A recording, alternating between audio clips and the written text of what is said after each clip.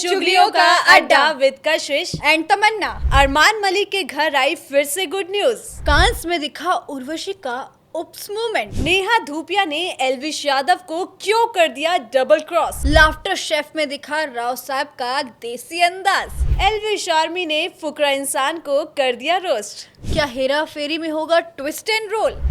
तो कशिश जी अरमान मलिक को जानती है? हाँ, कौन है? अरे जिसकी 2 बीवियां हैं, 4 बच्चे हैं और एक रुको से रुको रुको रुको रुको रुको उनके घर गुड न्यूज आने वाली है।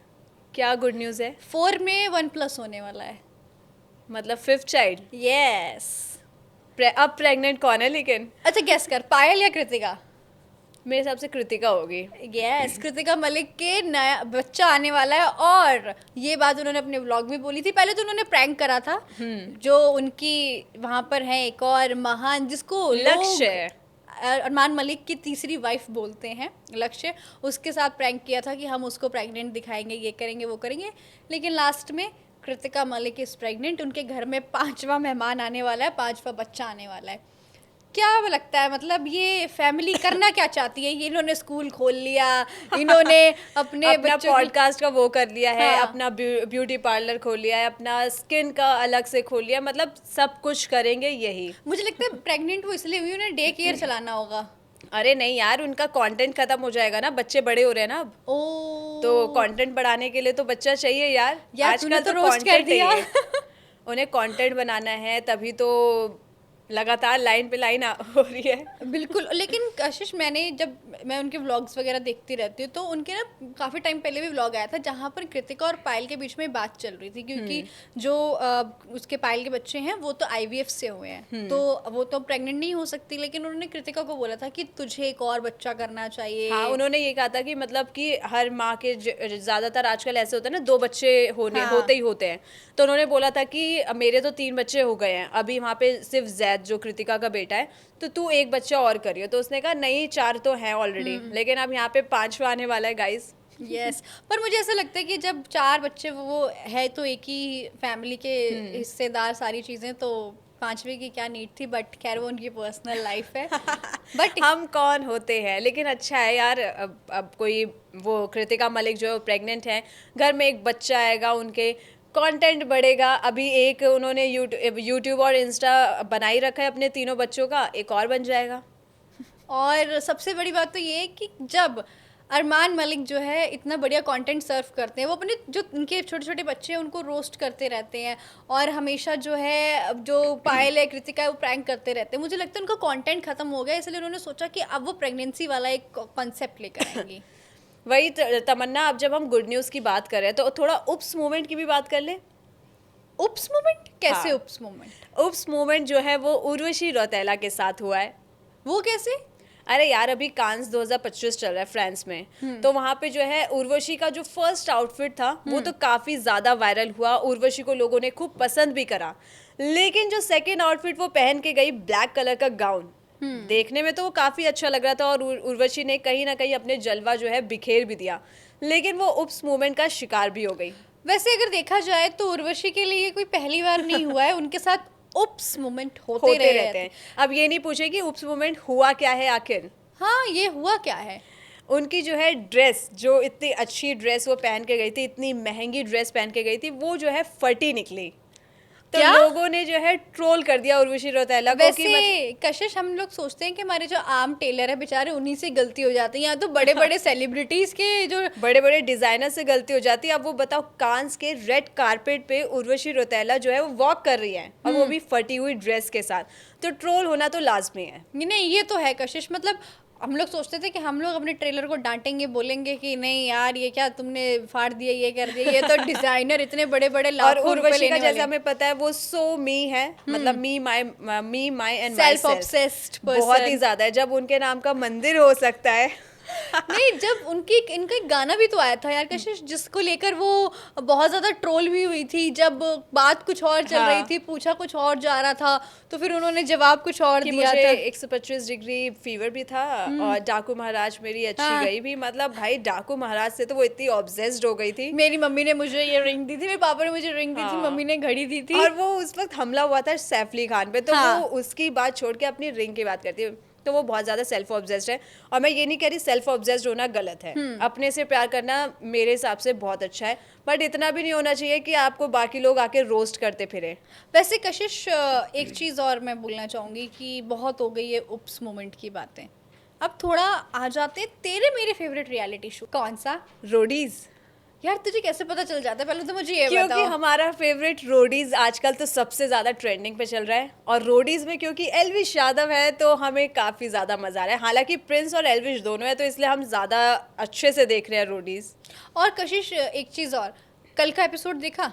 पूरा। जो नेहा ने एल्विश यादव के साथ डबल क्रॉस किया है, उसके लिए क्या कहोगे? यार उसे डबल क्रॉस तो एक ये पूरे सीजन की जो है थीम हो गई है, लेकिन यहाँ पे जो है ना नेहा का मुझे एटीट्यूड थोड़ा अच्छा नहीं लगा पर्सनली, क्योंकि वहाँ पे एल्विश हमने पूरे स्टार्टिंग से सीजन में पूरे देखा हुआ है कि एल्विश और नेहा की जो अलायंस, पहली अलायंस इन दोनों की बनी थी और दोनों एक दूसरे को कितना सपोर्ट भी करे थे। जब एल्विश नहीं थे तो नेहा ने उनकी पूरी टीम को सपोर्ट करा, जब गुल्लू घर चले गए थे, एल्विश की प्रेजेंस नहीं थी तब।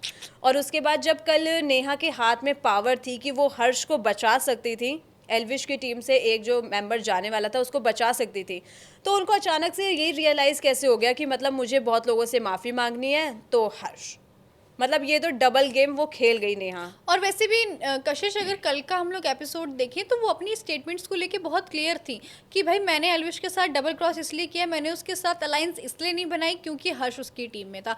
अगर और यहाँ तक कि जो इम्यूनिटी भी थी ना नेहा के पास, वो किसी एक को दे सकती थी, बट उन्होंने किसको दी? गुंजन को। अगेन प्रिंस की टीम, मतलब वो ऐसा है ना कि उनको लगता है कि एल्विश तो मेरा है, एल्विश मेरा साथ देगा ही देगा, तो जिससे जो स्ट्रांग है, सेकंड स्ट्रांग जो है प्रिंस, क्योंकि वो इतने साल से रोडीज करते आ रहे हैं, तो वो अब प्रिंस से भी बनाने की पूरी कोशिश करी, और ये जनता को भाई साफ दिख रहा है इस वक्त। और एल्विश की भी आंखें अब खुल गई होंगी कि भाई रोडीज या फिर किसी रियलिटी शो में जो है ना ऐसे पॉइंट पे आके कोई आपका अपना नहीं रहता, अब आपको अपना गेम खुद ही खेलना पड़ेगा। और रही बात, अब वहाँ पे तो कुछ और भी धमाका होने वाला है जो कि एल्विश के फेवर में होगा। और कशिश, एक चीज़ और है कि जब ये सारी गेम, सारी चीज़ें चल रही थी, मुझे तो नेहा का यहाँ पे कुछ कॉन्सेप्ट समझ ही नहीं आया। एक तरफ जहाँ वो प्रिंस से इतना लड़ाई झगड़ा करती हैं, सो कॉल्ड बिल्कुल ऐसे बोलती हैं कि वो मेरे अगेंस्ट रहता है, लड़ाई झगड़े, उसी की टीम में एक तो उन्होंने अपनी कल इम्यूनिटी दे दी। वहीं वो प्रिंस और जब उनकी अलायंस हुई थी तो वो कहते थे ओजीज आर बैक। मुझे तो समझ नहीं आ रहा था कि वो अपना स्टैंड खुद ले क्यों नहीं पा रही हैं इस सीजन में। वो अपना स्टैंड इसलिए नहीं ले पा रही हैं क्योंकि वो जो है ना चाहती हैं वो सबसे बना के रखे। स्टार्टिंग में उन्होंने एल्विश से इसलिए बना के रखी क्योंकि एल्विश की टीम जो है सबसे ज्यादा स्ट्रांग थी। हाँ। उसमें योगेश था, गुल्लू, हरताज, जो 3 लड़के जो रोडीज के सबसे ज्यादा स्ट्रांग थे वो एल्विश की टीम में थे। तो वहीं नेहा ने जो है ना उनसे बना के रखी। अब जब देखा एल्विश की टीम थोड़ी कमजोर हो गई है तो वो प्रिंस की तरफ भाग रही है, क्योंकि प्रिंस के पास कौन है? हरताज है, हाँ। गुंजन है, मन्नू तो किसी काम का नहीं है खैर। मन्नू के साथ तो मेरे को नहीं लगता। हरताज जो है, हरताज, योगेश और गुल्लू, ये परफॉर्मर हैं रोडीज के। और प्लस तो नेहा यार डबल गेम खेलती है, वो हर सीजन में खेलती है। एक चीज और देखने को मिली है कि मन्नू को मुझे नहीं लगता बचाने की जरूरत है, अब वो गेम में उसको स्ट्रेच किया जा रहा है, बस और कुछ नहीं।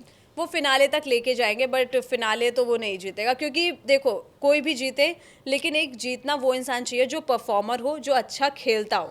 तो मेरे हिसाब से मन्नू तो बिल्कुल नहीं खेलता। हाँ ये तो है बिल्कुल, मतलब मेरे को तो पसंद ही नहीं आता उसका गेम, समझ ही नहीं आया आज तक गेम वो खेलता क्या है, करना क्या चाहता है। नेहा को भी समझ नहीं आया कि उसने किया क्या है। अब जब तमन्ना हमारे फेवरेट शोज की बात हो रही है तो हमारा सेकंड फेवरेट शो की भी बात कर लेते हैं, लाफ्टर शेफ। बिल्कुल, लाफ्टर शेफ। और लाफ्टर शेफ में इस वक्त एल्विश यादव की एक वीडियो बहुत तेजी से वायरल हो रही है गाइस। कौन सी वीडियो यार? बता, उनकी तो वीडियोस वायरल होती ही रहती है, बट अब कौन सी हो गई? अब वायरल हो रही है कि वो एक भैंस है उनके पास और उसका दूध निकाल रहे हैं, यानी कि फुल देसी अंदाज में राव साहब नजर आ रहे हैं। पर उन्होंने अपने व्लॉग में बताया भी है कई बार कि उनको दूध निकालना आता है, तो ये हाँ। तो उनके लिए बाएं हाथ का खेल है। वो तो है। और जैसे कि एल्विश यादव, हाँ। यादव मीन्स यदुवंशी। Yes। तो यदुवंशी की कहानी तो तमन्ना बता दो। बिल्कुल, यदुवंशी मतलब श्री कृष्ण। श्री कृष्ण को जैसे गैया जी से प्यार था और जानवरों से प्यार था, वो दूध निकालते थे, वैसे ही एल्विश यादव को भी गाय भैंसों से बहुत प्यार। एक तो वो देसी आदमी है, देसी कल्चर से आते हैं, हरियाणा जैसे कल्चर से आते हैं, तो वो उनके अंदर कूट कूट के भरा है। और ये सच में एक प्राउड की बात है कि ऐसे शो पर जाकर इस तरीके से और इतना बड़ा, अब क्योंकि एल्विश जो है वो छोटे मोटे यूट्यूबर नहीं रहे, एल्विश यादव एक बहुत बड़ा ब्रांड बन चुका है गाइस। एल्विश यादव जहाँ जाते हैं, पहले कंट्रोवर्सीज आती थी, अब उनके पीछे पीछे लोग भागते हैं। लोग लोग तो भागते भागते हैं कशिश, लेकिन लाफ्टर शेफ में अभी रजत दलाल भी उनके साथ है। मुझे ऐसा लगता है इस एपिसोड में सबसे ज्यादा एक्टिव है, क्योंकि वो रजत से लड़ाई ही कर रहे हैं, झगड़े ही कर रहे हैं, तू मैं इसी से ही करवा लो, यही कर लेगा, इसमें बच जाएंगे। क्योंकि अभी तक क्या था एल्विश के साथ, क्योंकि स्टार्टिंग में अब्दू था, हाँ। तो अब्दू को भी खाना बनाना आता था। हाँ। उसके बाद करण आए, करण को तो सब कुछ बनाना आता है, वो तो मास्टर शेफ अब यहाँ पे रजत और एल्विश दोनों बराबर सेम लेवल पे आ गए। हाँ।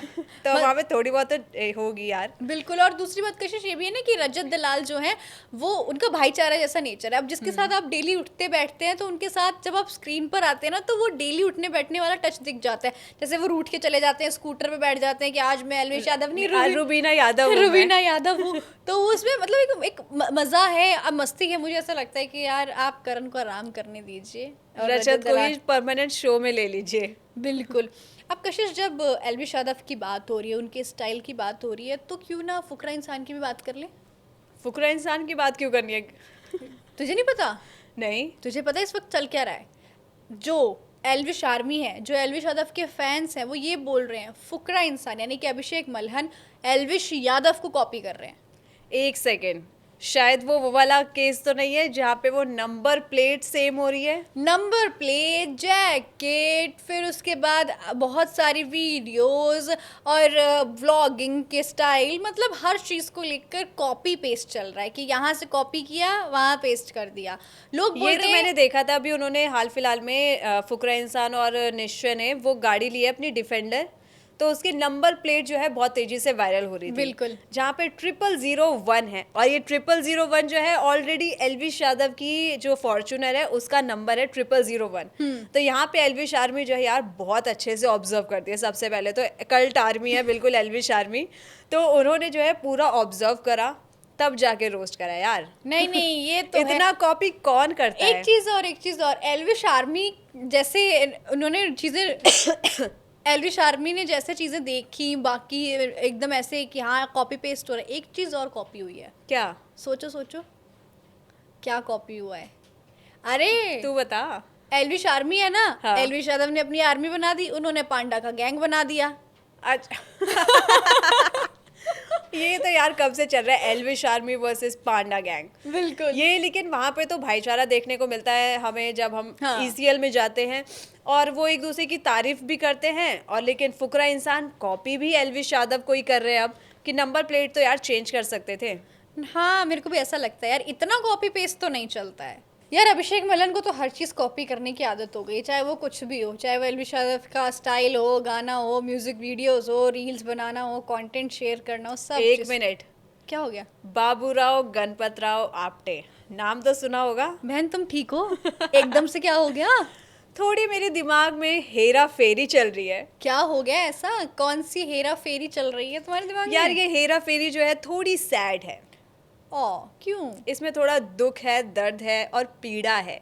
ऐसा क्या हो गया? क्योंकि जैसे हमें पता है हेरा फेरी 3 आने वाली है, जिसमें जैसे हमने पहले वाली मूवी आई थी उसमें कौन कौन था?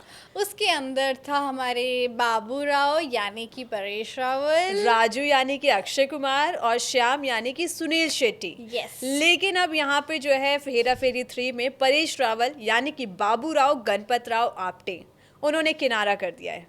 मैं जहर खाने जा रही हूँ कशिश। ऐसा मत बोलो प्लीज, ऐसा मत बोलो। सच में यार, मतलब हेरा फेरी इन तीनों के अलावा तो हम किसी को देख ही नहीं सकते उसमें। मैं तो देखनी नहीं चाहूंगी। मेरे को तो तुम अभी वो हार्ट अटैक आ गया ये सुन के। व्यूअर्स का क्या कहना है कशिश? वही जो व्यूअर्स हैं वो परेश रावल को जो है ट्रोल कर रहे हैं, उन्हें धमकी तक दे रहे हैं कि मैं नस काट लूंगा, आप वापस मूवी के अंदर आ जाओ, क्योंकि आपके बिना हम मूवी नहीं देख सकते। यार बाबू राव एक ऐसा कैरेक्टर है, और हेरा फेरी 3 जो है, हेरा फेरी 3 नहीं, हेरा फेरी की पूरी फ्रेंचाइजी बाबू राव के बिना तो चल ही नहीं सकती। यार हम लोग बाबू राव के बिना कैसे देखेंगे यार?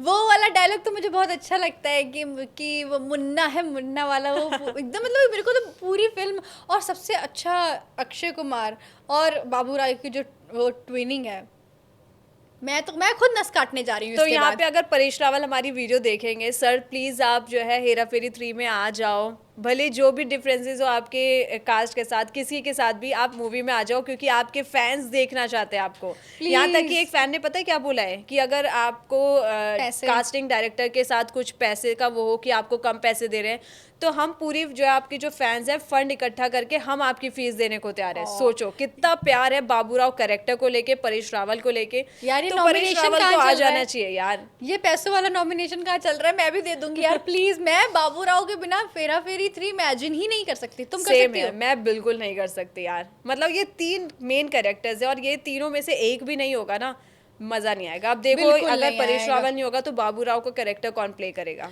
मैं तो यार मेरे दिमाग में कशिश उनकी रिप्लेसमेंट आ ही नहीं रही है कि है ही नहीं यार कोई। मतलब कौन होगा बाबूराव और कोई है ही नहीं।